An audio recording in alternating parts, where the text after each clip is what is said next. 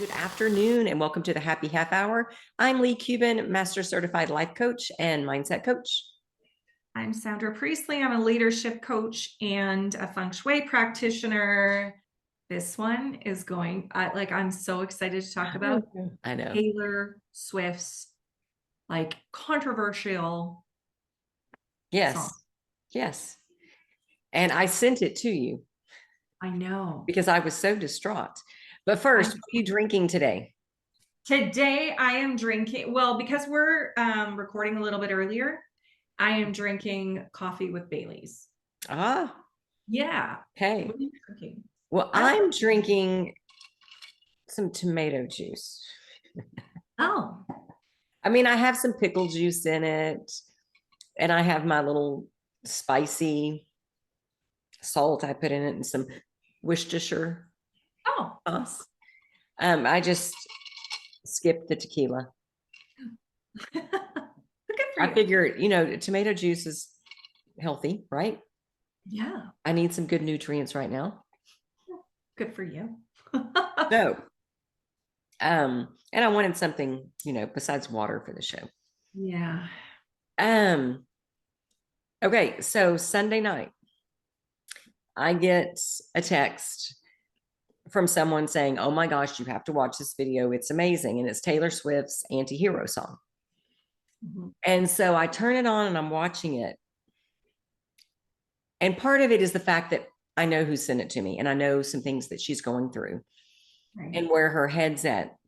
And I'm watching this video going, why are you filling your mind with this kind of shit instead of something uplifting that's going to take you to the next level? Mm-hmm. And then I thought, well, just because I love Taylor Swift. I mean, Me too. we've listened to her for years. Yeah. Yeah. Love her. But if you listen to her music, it's kind of the same thing. Like she uses the drama and trauma in her life Mm-hmm. to give her, that's what she sings about. Right. But the problem with that, not problem, but the outcome of that is that you're focused on that kind of stuff. So you get more and more, which gives her great material. Mm-hmm. But in my head, I'm like, don't you want to create something different? Like, Mm-hmm. do we have to focus on the drama and trauma all the time instead of focus? What do you want? And this is not directed necessarily at Taylor Swift. This is how she makes her money. But any country song, right? What do they talk about? Like all the country songs are like, my dog died, my girlfriend or my wife left, mama. Job. I have my truck is broken. Yeah. I lost the big game. And people talk about how it's so depressing or how country music can be so not uplifting, right? Like it's always sort of devastating. But it's interesting how some of those songs, the feelings they invoke in us, feel good, even though it's not what we want to feel, but it gives us that longing or that aching or that something.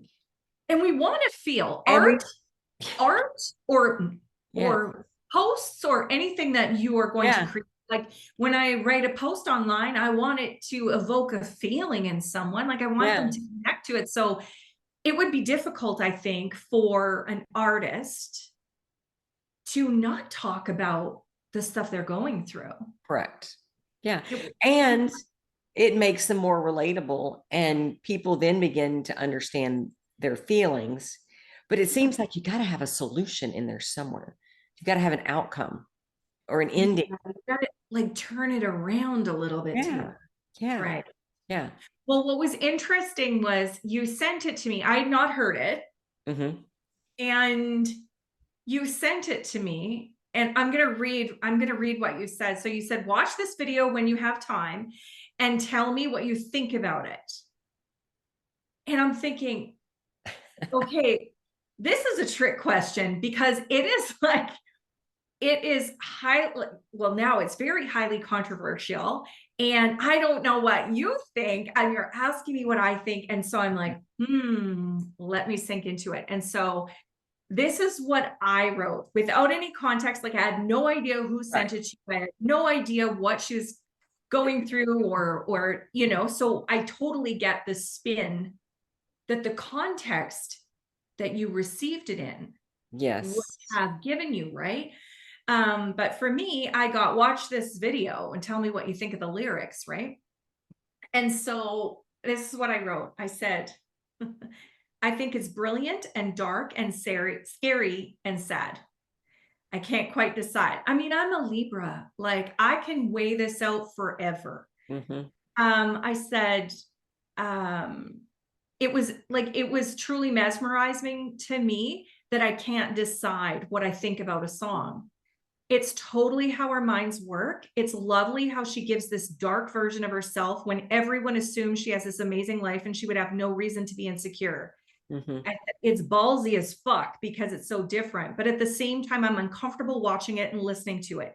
It seems so tragic and so sad, yet our minds do this to varying degrees all the time. And it really is, you know, I watched it a few times. I read about it online, and I read that Taylor really, she wrote this song about the negative thoughts that she has about herself.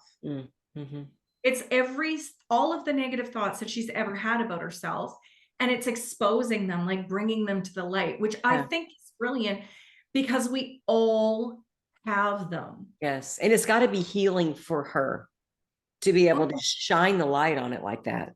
Yes. But I'm kind of with you. Like at the same point, I think I love how she's really like, it's almost helping normalize the idea of mental health, the idea of like negative talk track that we have. Every single one of us has a moment in time all day long sometimes and all night long of I suck, I'm not good enough, I'm not thin enough, I'm not pretty enough, I'm not stylish enough, I'm not smart enough. I mean, like all of the enough things, right? We all go through them. I can't do this, I won't do this, why won't I do this, I suck. And so to normalize that, I think is brilliant. Yeah. But to glamorize it, I think is the problem. Because someone who wants to own that about themselves, someone who wants to own and be more the negative version, because in the video, there's two Taylors, sometimes three, but you know, like there's the hero and the anti-hero. Yeah. There's the positive Taylor and then there's the negative Taylor, and sometimes the negative one wins. But it doesn't really feel like in the video that the positive one wins out very much. Right? Yeah. And that's the goal. That's always the goal every day, to work on beating the hell out of that. Yeah.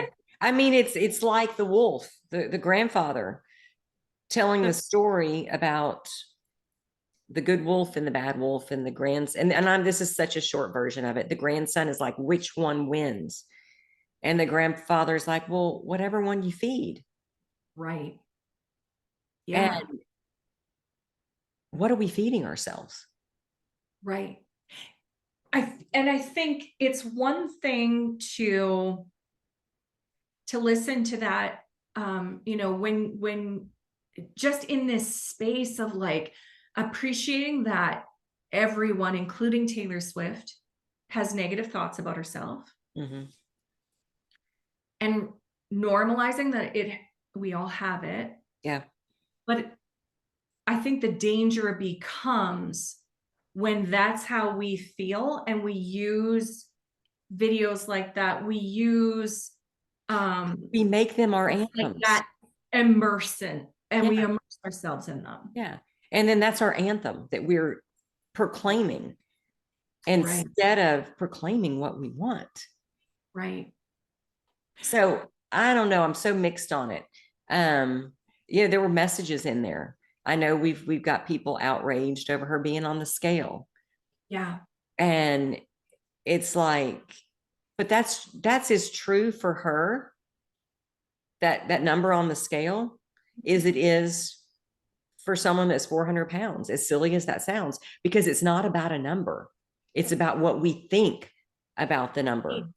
Exactly. It doesn't have anything to do with the number. And that's this big lie we bought, is that we have to be a certain way in order to be acceptable, instead of understanding that we're all acceptable.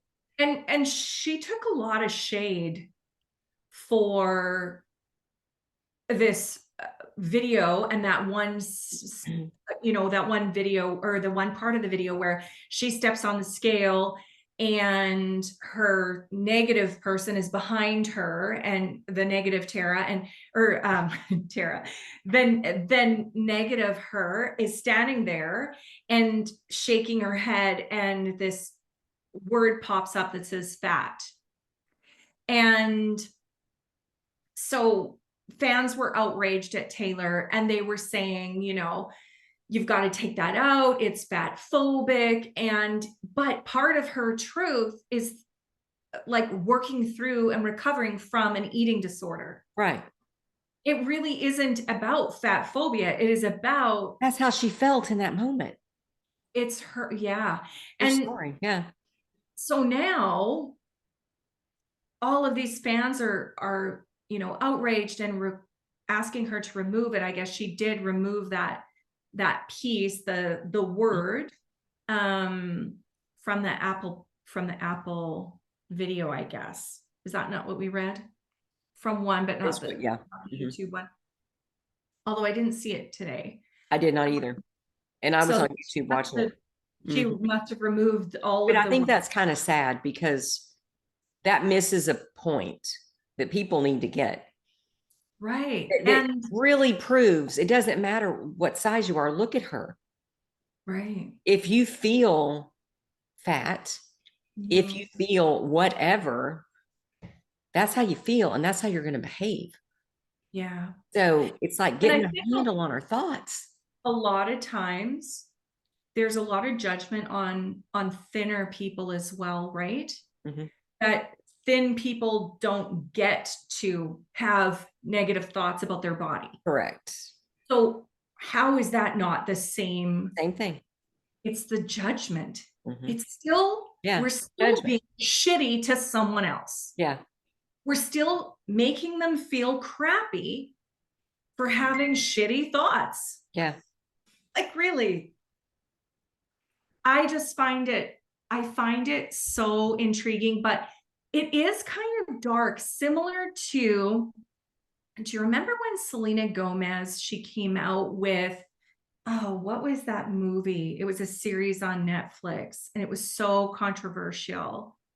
And it was about murders in the building? No, it was about suicide. A young kid who had committed suicide. Yes. Why can't I think of that? Yeah, I know. Yeah, I can't think of that.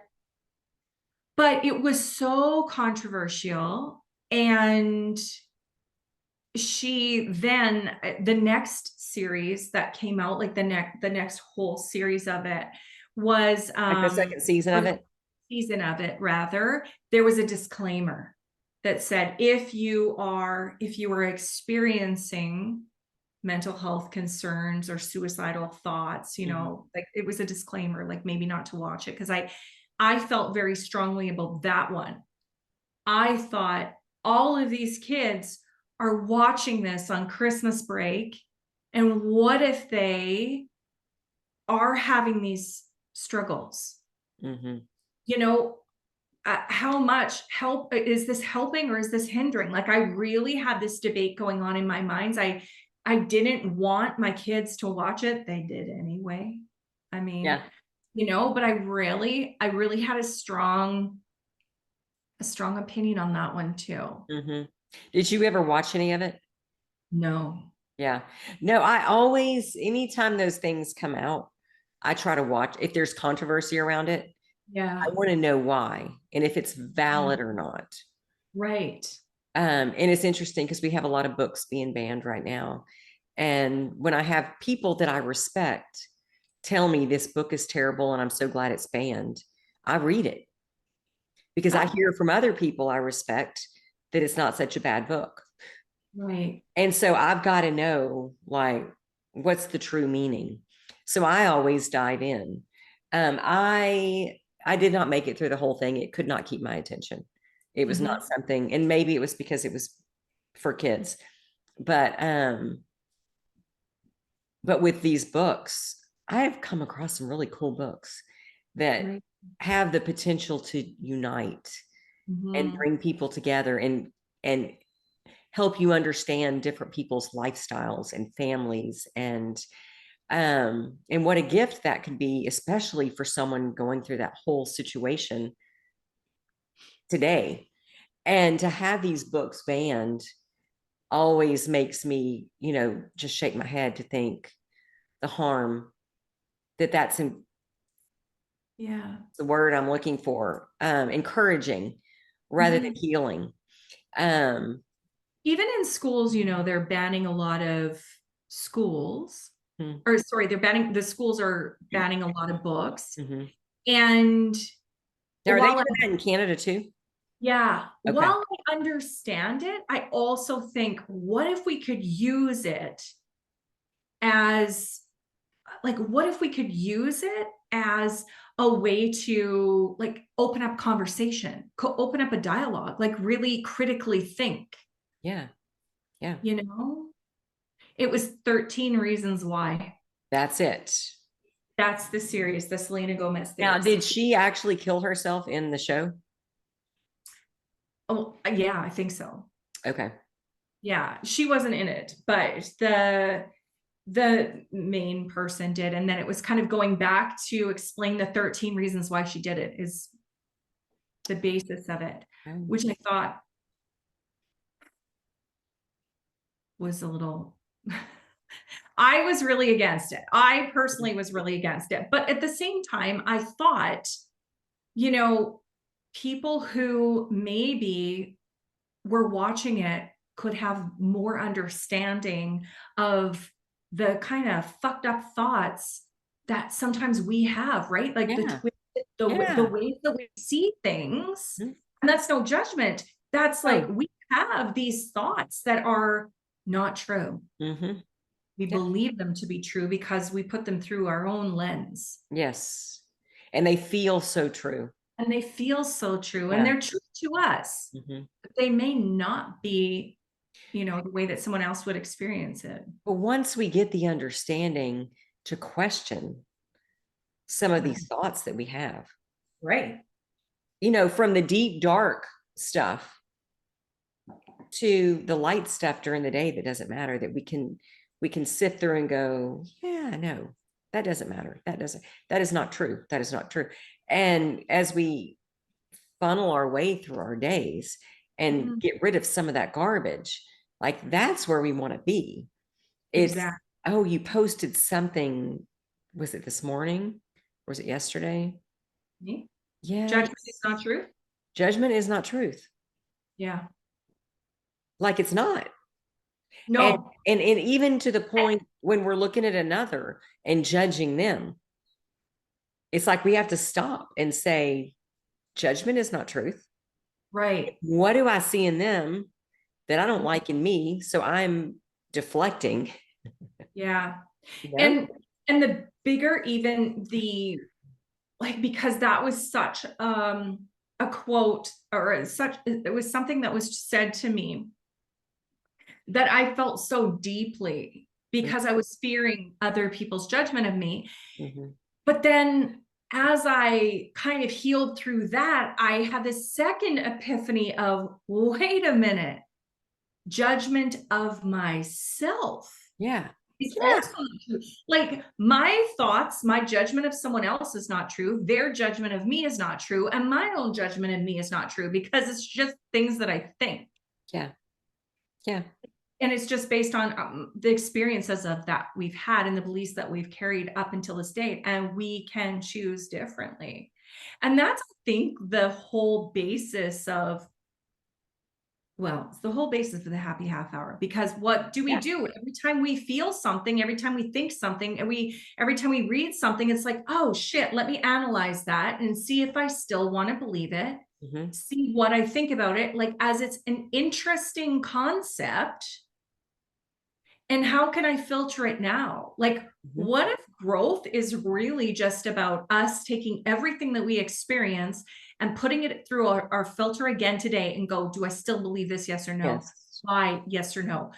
Interesting that I would react this way. Why am I doing this? And when we can stop ourselves, because we know we have those moments where we react in a way that it's not really the way we want to be reacting, and we'll be able to stop and go, what the fuck was that about?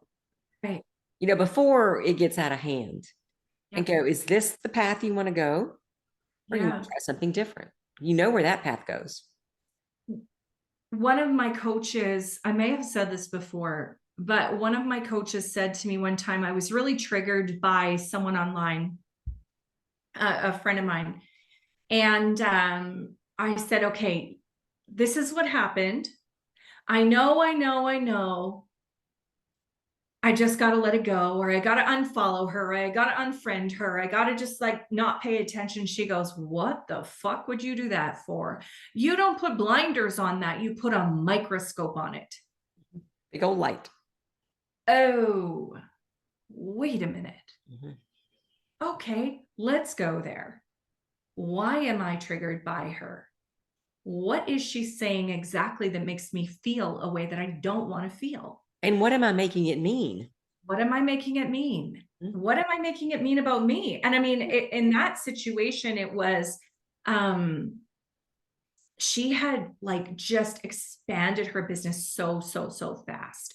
And I recognized in myself, it was like, oh, that seems like bragging to me. She's gonna, and then I start to rationalize it, right? She's gonna fall flat on her face. It's only gonna be this month. She's gonna, like, this is not going to last. I mean, holy shit. The things that I thought in my mind were awful. And then I thought, these make me feel like crap. So I got to reach for the better thoughts. I'm just going to pretend they're not exist and reach for the better thoughts. And she said, okay, if you put a microscope on it, what are you looking at? Oh, okay. Why am I triggered? Because I'm not doing that right now. Okay, what is it that she's doing that I notice that is bothering me so much? And what can I learn from it? And it was I had the biggest epiphany. It was like, shit, she was standing in her power, saying what she thought, didn't give a crap what anyone thought of her. Oh, there's something for me to heal. Yeah. It was we don't do that, Sandra. We don't get on social media and brag like that, Sandra. Right. That's not what we do. Right. It's so interesting how we have those kind of beliefs about many things that we encounter through our day. And we judge other people based on the way we limit ourselves. Exactly. And how dare you show up fully if I can't? Right. And that is why I love these, healthy discussions on things like 13 Reasons Why, or on things like Taylor Swift's anti-hero video, because I truly sit in acceptance of everyone else's opinions, because I'm just looking through what is it that I believe to this date right now. Yeah. And I was looking for, why am I so anti almost saying what is? Like she was telling what was, not necessarily what she wanted, but I always encourage, you got to start somewhere. You've got to start regurgitating. It's, and then you figure out, oh, I don't like telling the story anymore. Let's change the story. But that's exactly why I sent it to you, because I knew that we were going to have different opinions, not necessarily like butting head opinions, but just different, seeing the video through different lenses. And that is so important to talk about. So cool. Yeah. Right. We all need to talk like this. Right. To get different perspectives. And without judgment over someone else, and without this need to make sure you convince someone you're right. I think that's the worst fucking thing that we can do. Yeah. Like, I love having a differing opinion from someone else without them trying to force their opinion on mine, or me trying to force mine on them. What I find is that when I or someone else is trying to force an opinion on somebody, it's not really believed. Like when you're forcing something, you need them to believe what you're saying in order for you to be okay with what you're saying. Yes, exactly. And so anytime that I am that dead set on something, it's a signal to me that, whoa, how secure are you in your belief on this? Because if you were truly secure, you would be able to have a discussion. Right. And whatever they say is not going to bother you. Exactly. Exactly. If you're so confident in what you're saying and you don't feel that fear and you don't feel that insecurity and you don't feel that, like, maybe I'm wrong, it doesn't really matter if everyone believes you. Yeah. Because they don't need to. Right. It's not their job. Exactly.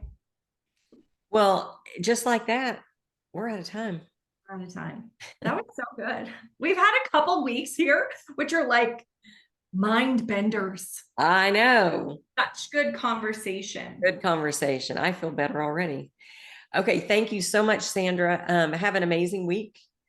And I will see you on Thursday. And thank you guys for joining us for the Happy Half Hour. We'll see you next Thursday. Bye.